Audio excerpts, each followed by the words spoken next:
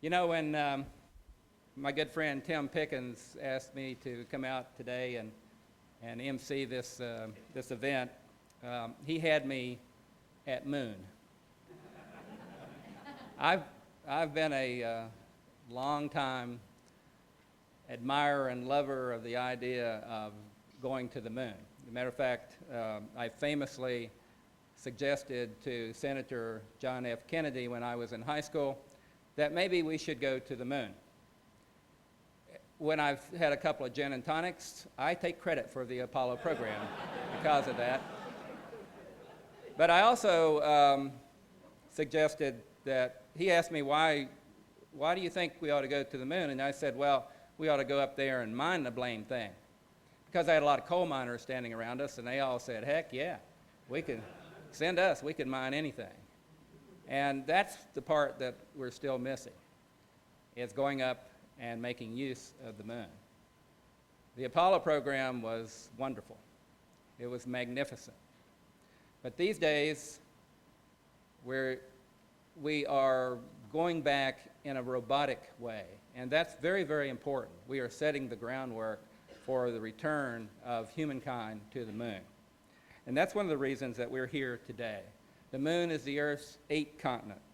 It's loaded with resources, and including a very precious element called helium-3, which I've been writing about a little bit in the novel Back to the Moon and my latest novel, which is called Crater. So one of the things that we're going to do as we go back to the moon is to learn more about those resources and how we might use them. The focus of this event, though, today is another step along the path for the Rocket City Space Pioneers Google X Prize team to win that prize by being the first team to launch a lander to the lunar surface, go out 500 meters, and then send data back to Earth. The pioneers, however, want to engage and excite grade school students and all students about space exploration, which we hope will also make science and math more interesting to them.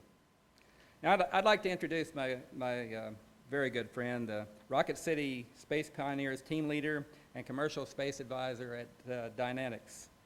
Tim Pickens has done a lot of things in his life, but he's probably best known for building Orion, a successful startup rocket company that's now a part of Dynetics. The Google X Prize isn't Tim's first work on an X Prize. He was the lead propulsion engineer for Spaceship One, which won the $10 million Ansari X Prize for the first privately built ship into space. Tim has got some really exciting news to impart to you today. I'm excited about it and hope you are too. Ladies and gentlemen, a true rocket boy, Tim Pickens. Every spacecraft needs a name. And today we're here to announce a contest that will give us a name for our lander. The Rocket City Space Pioneers have partnered with the Alabama Department of Education, the Alabama Tourism Department, the Space Camp to hold a contest for Alabama public 4th grade school students to name our lander. We want a name that speaks to the spirit of technology, innovation, and enthusiasm of Alabama.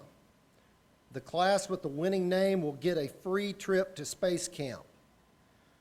And the teacher with the winning class will receive a $500 gift card for classroom supplies. I want to invite some students down to help me unveil this lander. In fact, we have the team leader here today from the Huntsville Center for Technology. His name is Caleb Stott. And we also have a 3rd grader here today, or 4th grader, we'd like to invite down to also help with the unveiling.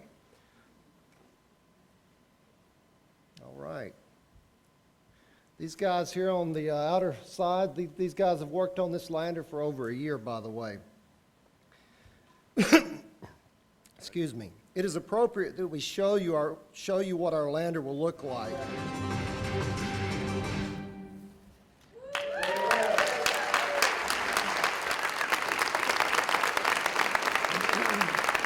These guys built this over at the Huntsville Center for Technology, and I'm real impressed. You know, the amazing hardware you see in front of you was built by high school students And I'm saying, you know, only in Huntsville can you have engineers, instructors, and high school students doing complex projects such as these. These young people have learned so much on this project, and they have taught me so much as well. The testimonies and excitement that I witnessed from students as they designed, built, and assembled the elements you see have been so rewarding to watch. You know, the Huntsville Center for Technology encompasses many disciplines of learning, but the project allowed those disciplines to be focused, applied, and ultimately to come together to create systems. The students now understand the true value of applying their learning to an end goal. You students have demonstrated product integration teamwork at its best. Thank you, Huntsville Center for Technology. You are a great team member, and you guys deserve a huge round of applause. You know, sponsors and partners are also critical to the success of an endeavor such as this. You know, many companies and sponsors have stepped forward to support the STEM as well as the hardware. We have been fortunate to have companies like Siemens who have donated almost $2 million in solid edge and FEMAT packages. These have been free to any volunteer who will give their time to STEM relating to educational outreach. UAH Huntsville has done some great design work as well in areas of mechanical design and software on our rovers and landers. We have been fortunate to have worked with NASA summer intern students from the NASA Propulsion Academy with Frank Six. We even hired some of these students once they graduated. Alabama does have the right stuff. One of our teammates, Analytical Mechanics Associates, AMA, they know how to engage people at all ages. They designed an iPad app for RCSP that takes the player through all phases of a fun mission to the moon. It leaves Huntsville from a futuristic Huntsville, and it takes you to the moon, allows you to rove around on the moon, and it's a lot of fun, and you can play it out here on our table after this event. And it's free at the Apple App Store, and I say, how cool is that? Well, that's about it for me. Next, I'd like to have Homer come back and tell you about some of our speakers. Wow, now that is a beautiful spacecraft right there. That is absolutely incredible. Tom told me that the students that built it actually came in under budget. My response to that was, well, next year they'll find their budget's going to be cut. That's what we learn at NASA. But that's absolutely glorious. I would like to introduce some of our special guests today who are going to get up and talk to us a little bit about the very important, they can talk about anything they want to, of course, but I think what we're going to hear is some talk about the importance of another acronym, STEM. I fought against acronyms the whole time I was at NASA, and NASA reminded me that it was an acronym, so I gave up on it. STEM, science, technology, engineering, and math, the importance of that to our students. And appropriately, first up today we have Dr. Tommy Bice. Now, Dr. Bice is Alabama State Superintendent of Education. He's also been the superintendent of the Alexander City School System, a high school principal, a career tech director, a school teacher, and he began his career as a teacher at the Alabama Institute for the Deaf and Blind. That, if for no other reason, makes him a very special person. Dr. Bice. I'm very focused on the importance of students being represented in the decisions we make in education today, and I could not be more proud, and you need some more press time, the way I look at it. Come on over, guys. Congratulations, that's phenomenal. Come on, girls. I'm safe, I promise. Come on over. Come stand over here next to these big guys.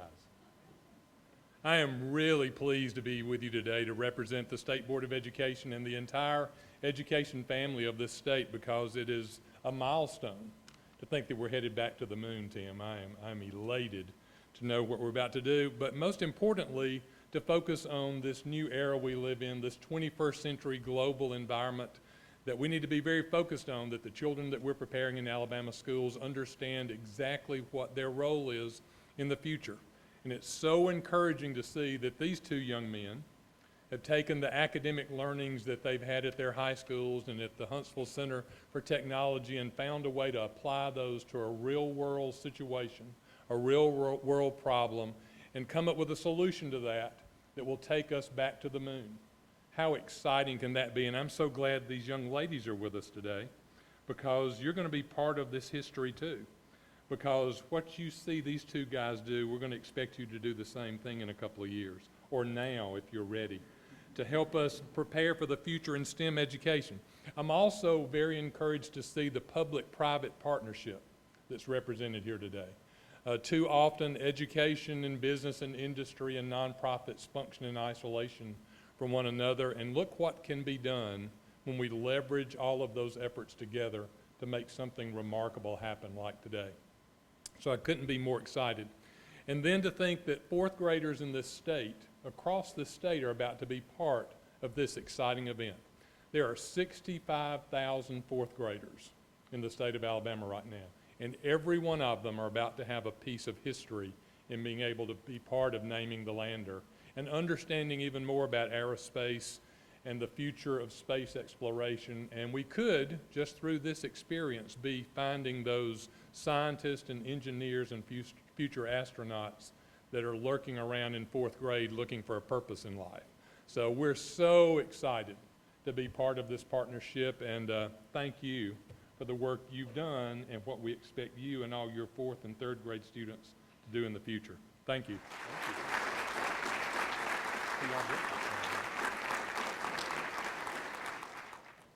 Edith Parton is an award-winning media and marketing specialist who started out in radio news reporting, then moved to television, where she worked in news, promotion, and marketing. Now she works for the Alabama Tourism, and she's doing a fantastic job. Edith? This is some very exciting stuff, don't you think? We are thrilled and excited to be a part of this project. And thank you, Rocket City Pioneers, for allowing tourism to be a part of this project. Now, I was talking with Mr. Hickman a few moments before we began, and he asked me, he said, what's the #1 tourism attraction in Alabama? I said, well, from my standpoint, because I'm going to explain, the U.S. Space and Rocket Center in Huntsville, Alabama. And I say that because the reports come out every year, and the Robert Trent Jones Golf Trail is always #1. But you have to think about it. They have 11 sites. This is one site. In 2010, because we don't have our 2011 numbers yet, a little over 540,000 people visited the U.S. Space and Rocket Center. Just 1,000 more people visited the Robert Trent Jones Golf Trail 11 sites. So yes, the U.S. Space and Rocket Center is the #1 tourist attraction in Alabama. But tourism in Alabama is a $9.6 billion, with a B, billion-dollar industry. And this project that the Rocket City Pioneers has going on will only propel that even more because of the international recognition that we will get from this project. I think we'll have tourists saying, we want to come to Alabama, we want to come visit Huntsville and see where this was all made possible, where this lunar lander, the winner, and the people behind it, how that was made possible. So, and with that recognition, not only will the U.S. Space and Rocket Center benefit as an attraction, I think Huntsville will, and therefore, when they come to Huntsville, us in tourism will grab them and keep them here and show them all the other great destinations and things that we have in this great state of Alabama. And I will end on a note, one of my favorite sayings, that when you call our office at 1-800-ALABAMA, our receptionist, who is, I think, the best in the world, Charlene Anderson, and I encourage everyone to call just to hear her lovely voice, but she is our front line, and she is the reason I came to work at tourism, because of her voice. But I will end on what she says each and every day. There could be tornado warnings. It could be beautiful sunshine. But on a day like today, it's especially true. It is indeed a beautiful day in Alabama.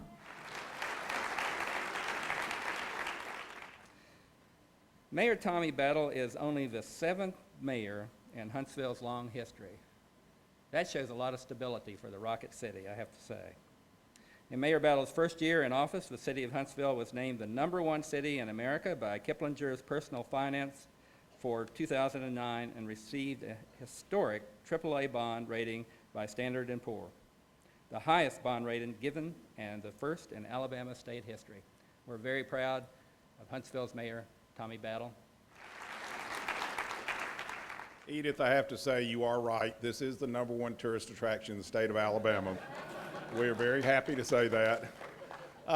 And, you know, you're just seeing right here, you're seeing a sequel. Homer's here, and it's a sequel to his book, Rocket Boys to the Moon. And it starts with the Huntsville Technology Center and what they're doing and putting together a lunar landing, lunar lander for the moon. What an amazing thing to think about. Our high school students are coming out and doing that.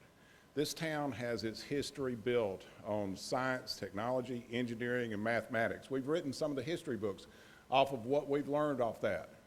And today we're about to take the next step. We wrote past history, we wrote about going into deep space, going to the moon, coming back, and now we're writing a second chapter of that history where we're taking a lunar lander to the moon, and we're doing it starting with high school students sitting there from Huntsville Technology Center. To each of you who are connected with Huntsville Technology Center, I say congratulations. You are writing history for the world, and it's something that you will never, never forget. But you got to remember, Huntsville Technology Center has been doing this time and time again. If you've ever been there, you've been in there, you've been in some of the things they've done, a hovercraft. You might sit in the hovercraft and you go around in the hovercraft. They're building a solar car right now, and they're working on going into competition in London, in England, and they're representing the United States with a solar car. So we have kids here who know how to do things that nobody else in the world knows how to do. And so I'd say right now, you got your sequel to your book, and if anybody saw the movie the other day, Smile as Big as the Moon, how many saw that movie here? What a great movie. But if you remember how they started off, how he started off his learning with his class, he made a board game. And I guess we could say that we were going to make a board game here about how to get to the moon.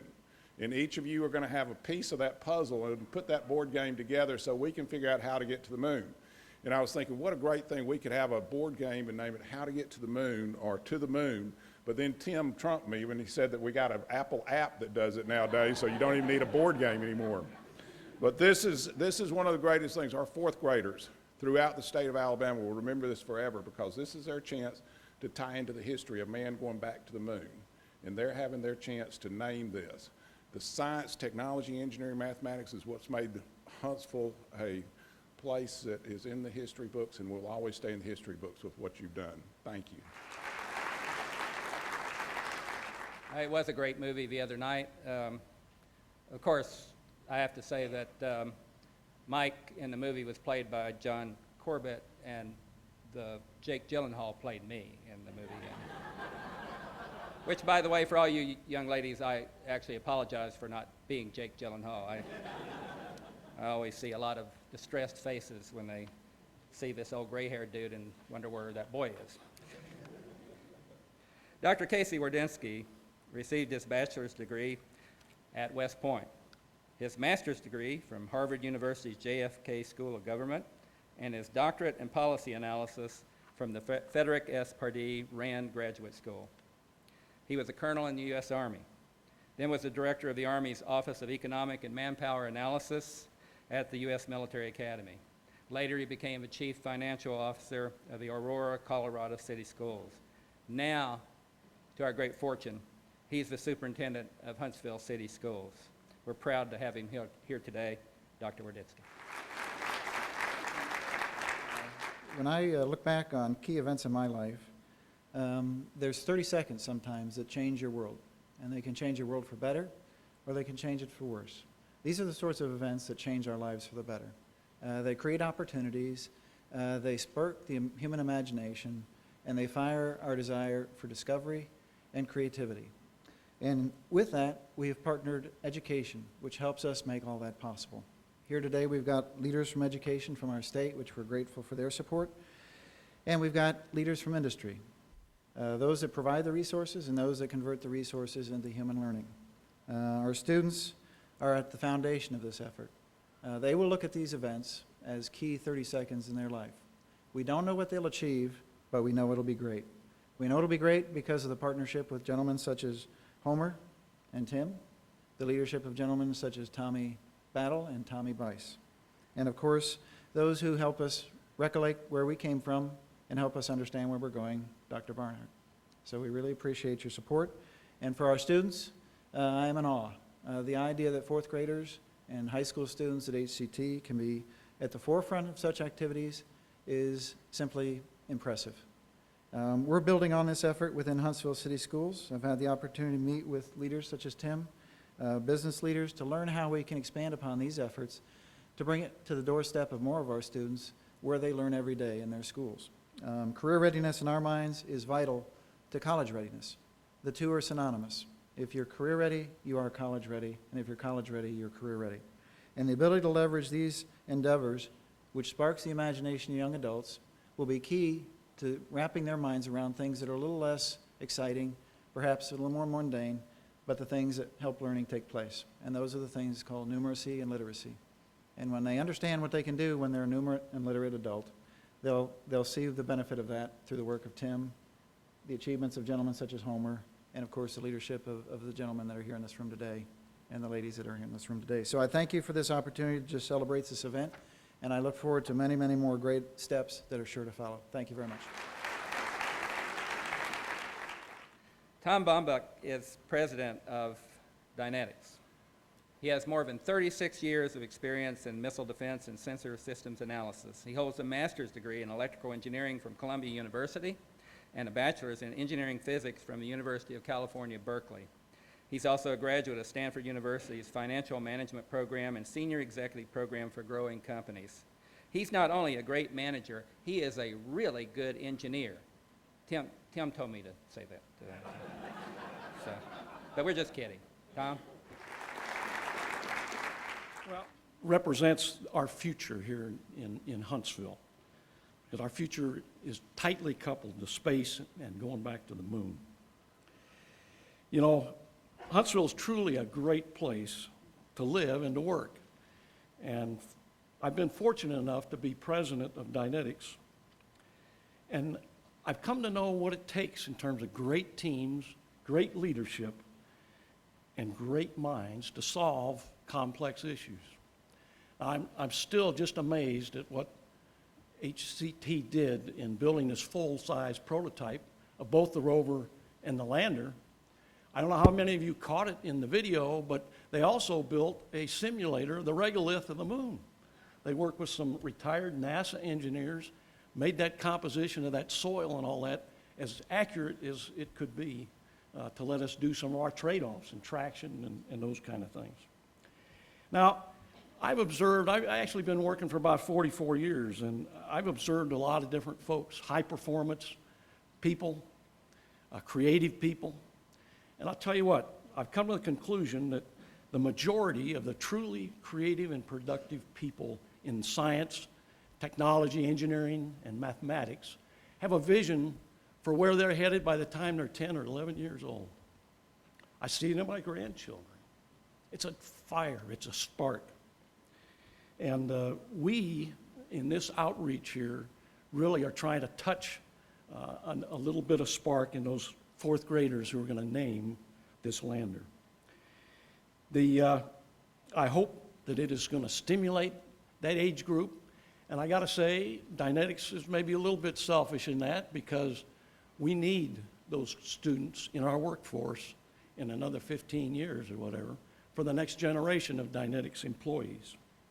So, we got a lot of dreams. Tim has pursued this dream as our leader of the team. He's got a vision. Our business case, we're having a little bit of trouble. I got to be perfectly honest. We thought we could sell rides a little more rapidly than we have, but this guy is so creative. He's got about 3 other ways to fund this thing. So we'll and by the way, if he can pull that off, we won't cut your budget. Okay. And anyway, we hope that the outcome of this, that we've inspired some people to dream, and who knows, we may be working together with those same students, perhaps on a mission to Mars. I think Homer'd like that, wouldn't you? Thank you all very much. We're really excited to see what names the fourth graders are going to come up with. And again, please join us upstairs for some hardware demos and rocket firings and things like that. And we also have some refreshments for you. And again, thank you so much for coming. And Deborah, thank you for hosting us at your fabulous facility, which is such an asset to the community and the state.